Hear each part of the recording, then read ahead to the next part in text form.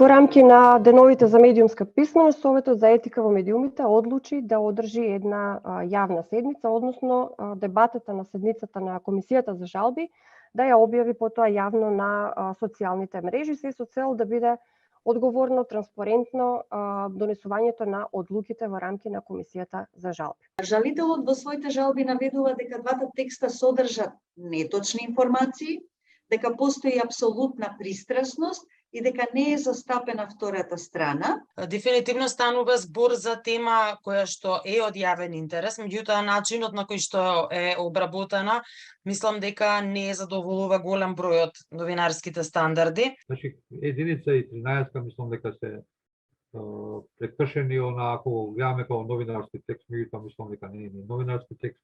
И мислам дека ова не е медиум. На овој начин практично текстот звучи многу тенденциозен, со напад на одредена личност и тука веќе нема апсолутно никакви показатели дека тоа што е кажано во самиот текст е вистина.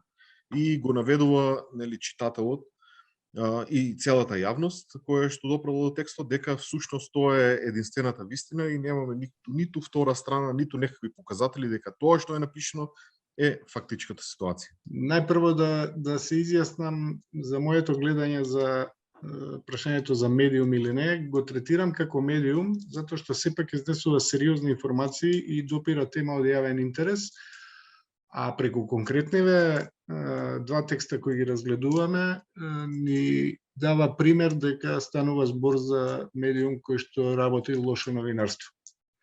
Затоа што и во двата текста недостасуваат повеќе примена на повеќе професионални правила и етички правила во новинарството, и тоа може да се изрази низ конкретни членови од кодексот.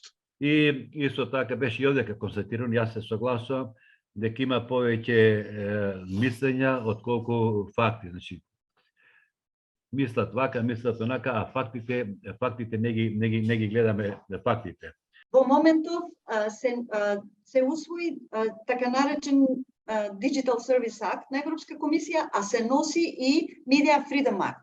Транспарентноста како обврска што во моментов важи за печатените медиуми и за аудиовизуелните според законот за медиуми ќе важи, ќе мораме да ги усогласиме и нашите закони, ќе важи и за онлайн, за оние кои што објавуваат информации онлайн или онлайн информативните медиуми. Ова е една од најсериозните обврски од аспект на публиката и пласирањето на лажни вести и дезинформации.